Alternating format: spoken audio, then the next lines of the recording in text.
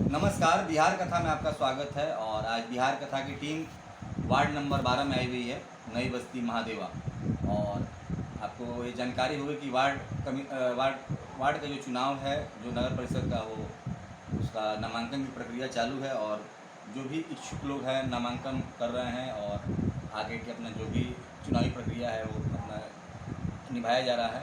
और इस बार ये भी देखने को मिल रहा है कि इंटेलेक्चुअल क्लास के लोग बढ़ चढ़ के हिस्सा ले रहे हैं। कई जगह हम लोग नामांकन प्रक्रिया में भी जाकर देखें और भी कई मोहल्ले में हम लोग देखें। इसी क्रम में वार्ड नंबर 12 में दिनेश कुमार सिंह उर्फ पप्पू जी एडवोकेट यहाँ से वार्ड का चुनाव लड़ रहे हैं और आज बिहार कथा टीम इनके पास आई हुई है।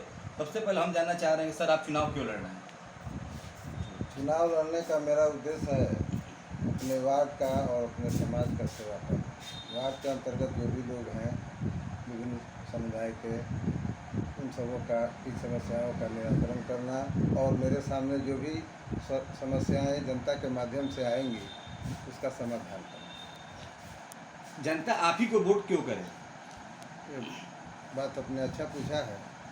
मैं शुरू से ही अपने, जब से मैं सिवान में हूँ तब से मैं सामाजिक गतिविधियों में संलग्न रहता हूँ। लोगों के सुख दुख में हमेशा कभी भी किसी भी समय में उपस्थित रहता हूँ और मेरी एक इच्छा है कि मैं ज़मीनी स्तर पर लोगों की समस्याओं से रूबरू हूँ और उसका समाधान करूँ। तो आप लोगों ने सुना कि इन्होंने बताया, पप्पू जी एडवोकेट ने, कि सामाजिक कार्यों में आज से नहीं बहुत दिनों से बढ़ चढ़ के हिस्सा ले रहा हूँ और अगर जनता मौका दे रही तो इसको हम अपना आगे अच्छा करने का प्रयास करेंगे।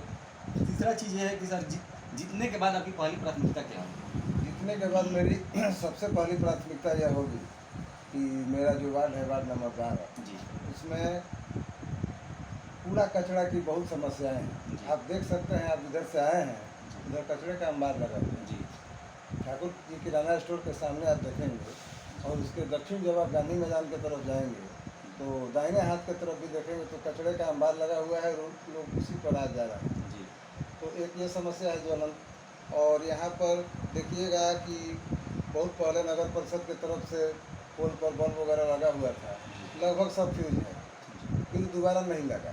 तो हमारा ये एक अपना सोच है कि लाइटिंग की व्यवस्था मैं सबसे पहले करूँगा। मेरे वार्ड में जितने भी बिजली के पोल हैं, जी, वार्ड के अंतर्गत जो भी इलाके हैं जिसमें चित्रगुप्त नगर है, डाक बंगला रोड है, नया बाजार है, रामदेव नगर है और नई बस्ती महादेवा का पश्चिमी पार्ट है, जी, तो उस सब में मैं पहला प्रयास ये करूँगा। एक्टिव है, हमको राशन कार्ड में कुछ नाम छूट गया है, वोटर लिस्ट में हमारा नाम नहीं है।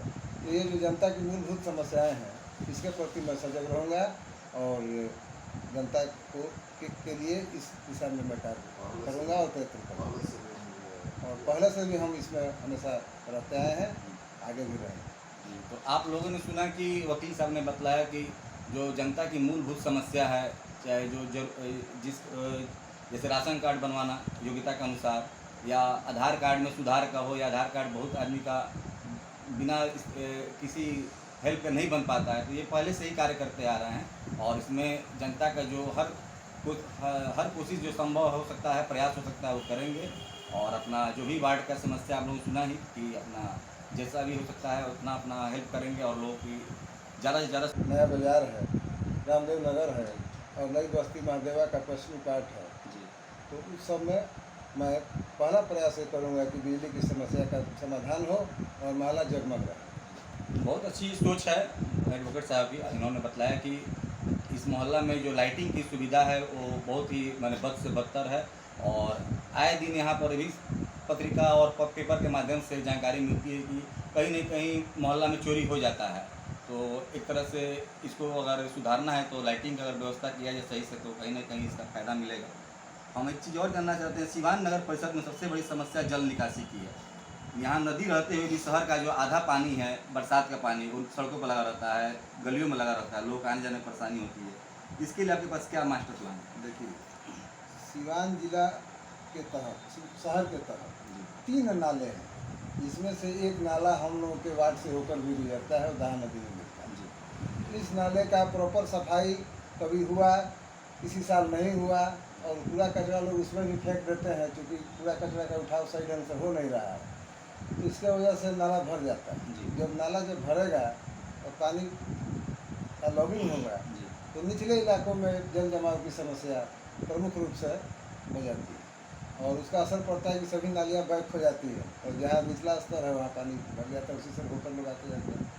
तो हमारा प्राथमिकता होगा कि म्यूनिसिपल कॉरपोरेशन के सहयोग से हम सबसे पहले बरसात, जैसे अगला साल जो बरसात आएगा उसके 2-4 महीना पहले जो नाला हमारे वार्ड से होकर गुजर रहा है जिसका प्रॉपर सफाई हो, इसके लिए हम लोग प्रयासरत रहेंगे और सफाई कराने का काम करेंगे। जी। तो वकील साहब ने बतलाया कि जो इनके मोहल्ला वार्ड से अगर नाला गुजर रहा है तो उसको बरसात से पहले प्रॉपर तरीके से सफाई कराएंगे और अपना अगर सफाई रहेगा नाले की तो पानी का जो जल जमाव की समस्या है वो नहीं रहेगी। एक चीज़ और जानना चाहेंगे वकील साहब कि जो हर वार्ड में गरीबी रेखा के नीचे बहुत लोग हैं, सैकड़ों लोगों की संख्या हो सकती है, उसमें उन लोगों का राशन कार्ड आसानी से बन नहीं पाता है। बहुत लोगों का आप देखते हैं मोहल्ला में ओल्ड एज के हैं जिनका वृद्धा पेंशन नहीं बन पाता है, कुछ ऐसे भी लोग हैं जो विकलांग है, उनको विकलांग पेंशन नहीं मिलता है। तो उसके लिए आपके पास क्या प्लान रहेगा?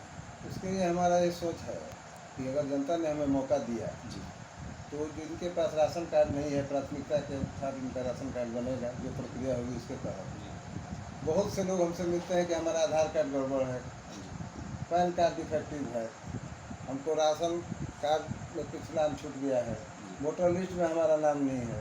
तो ये जो जनता की मूलभूत समस्याएं हैं इसके प्रति मैं सजग रहूँगा और जनता के लिए इस दिशा में मैं कार्य करूँगा। नमस्कार, बिहार कथा में आपका स्वागत है और आज बिहार कथा की टीम वार्ड नंबर 12 में आई हुई है, नई बस्ती महादेवा।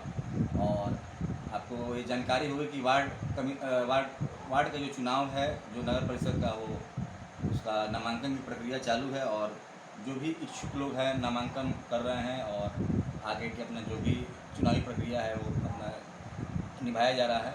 और इस बार ये भी देखने को मिल रहा है कि इंटेलेक्चुअल क्लास के लोग बढ़ चढ़ के हिस्सा ले रहे हैं। कई जगह हम लोग नामांकन प्रक्रिया में भी जाकर देखें और भी कई मोहल्ले में हम लोग देखें। इसी क्रम में वार्ड नंबर 12 में दिनेश कुमार सिंह उर्फ पप्पू जी एडवोकेट यहाँ से वार्ड का चुनाव लड़ रहे हैं और आज बिहार कथा टीम इनके पास आई हुई है।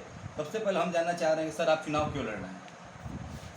चुनाव लड़ने का मेरा उद्देश्य है अपने वार्ड का और अपने समाज का सेवा करना। वार्ड के अंतर्गत जो भी लोग हैं विभिन्न समुदाय के, उन सबों की समस्याओं का निराकरण करना और मेरे सामने जो भी समस्याएं जनता के माध्यम से आएंगी उसका समाधान करना। जनता आप ही को वोट क्यों करे? ये बात आपने अच्छा पूछा है। मैं शुरू से ही अपने, जब से मैं सिवान में हूँ तब से मैं सामाजिक गतिविधियों में संलग्न रहता हूँ। जी लोगों के सुख दुख में हमेशा कभी भी किसी भी समय में उपस्थित रहता हूँ और मेरी एक इच्छा है कि मैं ज़मीनी स्तर पर लोगों की समस्याओं से रूबरू हूँ और उसका समाधान करूँ। तो आप लोगों ने सुना कि इन्होंने बतलाया पप्पू जी एडवोकेट ने कि सामाजिक कार्यों में आज से नहीं बहुत दिनों से बढ़ चढ़ के हिस्सा ले रहा हूँ और अगर जनता मौका दे रही तो इसको हम अपना आगे अच्छा करने का प्रयास करेंगे। तीसरा चीज़ ये है कि सर जीतने के बाद आपकी पहली प्राथमिकता क्या होगी? जीतने के बाद मेरी सबसे पहली प्राथमिकता यह होगी कि मेरा जो वार्ड है, वार्ड नंबर 12, जी उसमें कूड़ा कचरा की बहुत समस्याएं हैं। आप देख सकते हैं, आप इधर से आए हैं, इधर कचरे का अंबार लगा हुआ है। जी ठाकुर जी किराना स्टोर के सामने आप देखेंगे और उसके दक्षिण जब आप गांधी मैदान की तरफ जाएंगे तो दाहिने हाथ की तरफ भी देखेंगे तो कचरे का अंबार लगा हुआ है, लोग उसी पर आ जा रहे हैं। जी तो एक ये समस्या है ज्वलन। और यहाँ पर देखिएगा कि बहुत पहले नगर परिषद की तरफ से पोल पर बल्ब वगैरह लगा हुआ था, लगभग सब फ्यूज है, फिर दोबारा नहीं लगा। तो हमारा ये एक अपना सोच है कि लाइटिंग की व्यवस्था मैं सबसे पहले करूँगा। मेरे वार्ड में जितने भी बिजली के पोल हैं, जी वार्ड के अंतर्गत जो भी इलाके हैं जिसमें तितलुत नगर है, डाक बंगला रोड है, नया बाज़ार है, रामदेव नगर है और नई बस्ती महादेवा का पश्चिमी पार्ट है, जी तो उस सब में मैं पहला प्रयास ये करूँगा। आप अपने वार्ड नंबर 12 की जनता को क्या संदेश देना चाहेंगे? मैं अपने वार्ड की जनता जनार्दन से, जो लोकतंत्र में जनता ही सर्वोपरि होती है, उनसे यह निवेदन करूँगा, आग्रह करूँगा कि मुझे एक बार सेवा का मौका दें और देखें कि मैं किस तरह से उनकी उम्मीदों पर खरा उतरता हूँ। और हमेशा मेरी एक कोशिश रहेगी कि मैं हर समय हर वक्त जनता की उम्मीदों पर खरा उतरूँगा। और मैं अपनी जनता को हाथ जोड़कर नमस्कार करता हूँ और उनसे आग्रह करता हूँ, सभी सभी वर्ग के लोगों से मैं आग्रह करता हूँ कि बिना किसी पूर्वाग्रह के मैं एक बार जनता की सेवा करने का मौका। चलिए, एक चीज़ और आपसे क्वेश्चन करना चाहेंगे, आखिरी सवाल रहेगा कि विगत 10 सालों से आप लोगों ने देखा कि न्यूज़पेपर के माध्यम या चैनल के माध्यम से कि जो सीवान नगर परिषद है वो भ्रष्टाचार का अड्डा बन चुका है। कितना लोग तो उसको नगर परिषद न कहकर नर्क परिषद भी कहने लग रहे हैं, तो इसके बारे में क्या क्या कहना है? जी हाँ, ये बहुत अच्छा सवाल है आपका।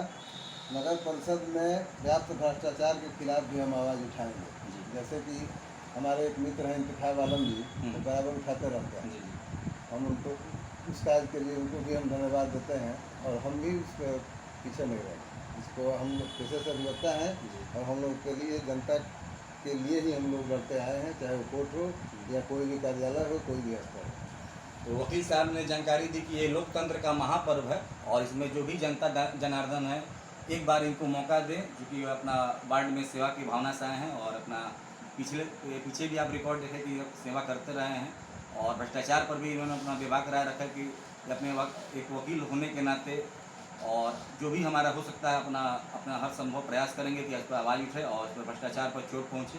कैमरामैन संतोष के साथ मैं दीपक कुमार, बिहार कथा, सिवान।